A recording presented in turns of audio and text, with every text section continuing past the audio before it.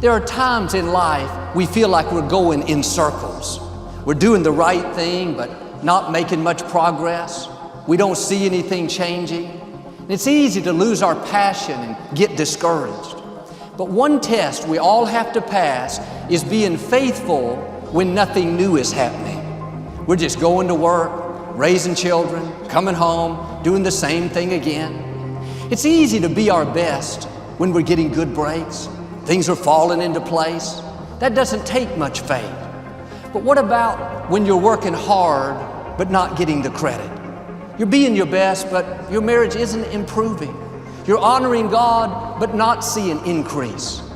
Will you trust Him when it feels like you're going in circles? Will you stay passionate when you're doing the same thing again and again?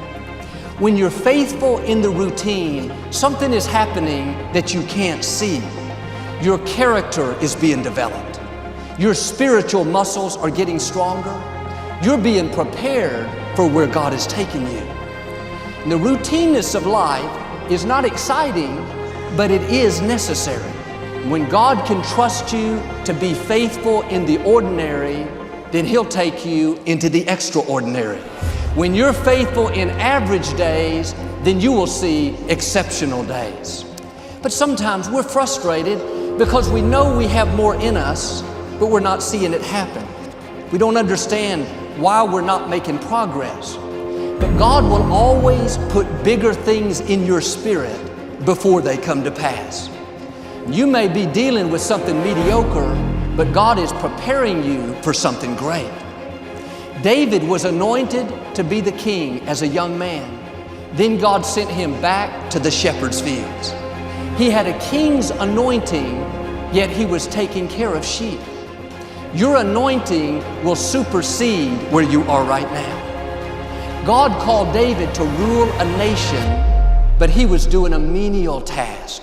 Day in and day out, nothing exciting, boring, routine. He could have gotten discouraged.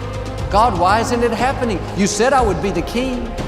If he had not passed this test of being faithful in the routine, he would have never taken the throne. Like David, you may know you have more in you. You can feel those seeds of greatness, but you're doing something menial, something beneath your training. You're being overlooked at work. Nobody takes your advice. At home, nobody says thank you. It's just another ordinary day. I'm asking you to be faithful where God has you now. Be faithful in the routine. This is where David excelled. Out in the shepherd's fields, he didn't slack off. He didn't show up late. He didn't have a sour attitude, thinking when I get to where I'm going, then I'll give it my all. When I take the throne, then I'll show people what I'm made of. No, he showed what he was made of when nobody was watching. He understood he wasn't working under people, he was working under God. The major mistake that everybody makes is waiting. Waiting to fucking feel like it. Waiting for somebody to pick you. Waiting for the right time. Waiting for you to feel motivated. It's not coming. For the big stuff, for the hard stuff, it requires a push, always has, always will. Nobody is coming to save your ass. It is up to you.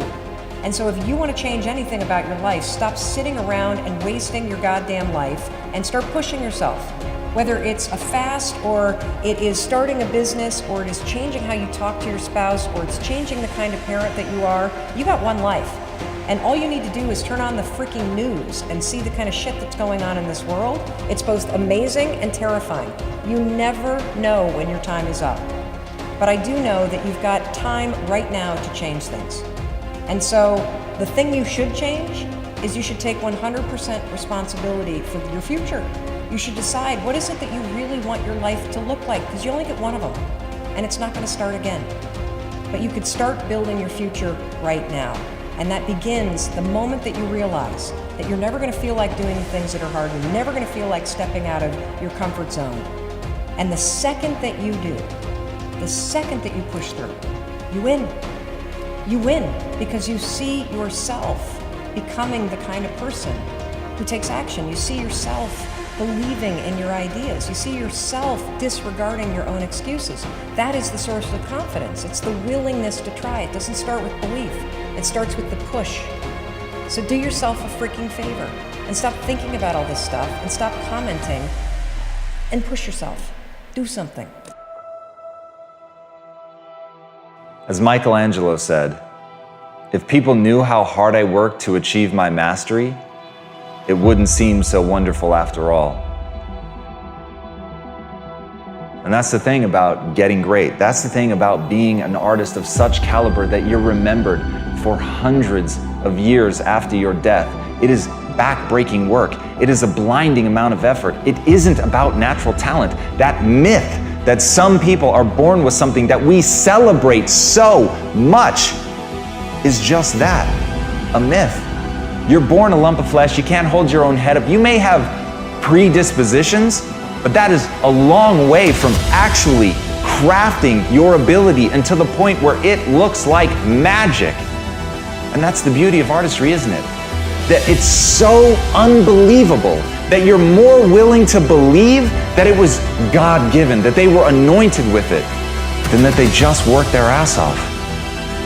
But the truth is, every one of the greats, no matter how much natural talent they were born with, they're remembered because they worked. They are remembered because they did so much work. Because in that work is hardship. In that work is difficulty. In that work is unbearable adversity. But it's in that adversity that the magic happens. And as Victor Hugo said, adversity makes men, prosperity makes monsters. So I know right now you wish you'd been born with some talent. You wish that all those dreams that you had, they were yours for the taking, that you didn't have to put blood, sweat, and tears into it, that somebody would hand you at least something in the beginning, that they would give you some start, some spark. That's where the monster's created. If you really want to get hard, if you really want to get tough, if you want to get great, if you want to be unfucking touchable because no one can bend or break your vision of yourself, then you have to suffer. That's the way of the world. And as Florence Nightingale said, I attribute my success to this: I never gave or took any excuse. And that's the secret. At the end of the day, if you know what you want, it's only a question of whether you're willing to pay the price to get there. So ask yourself, are you willing to pay the price?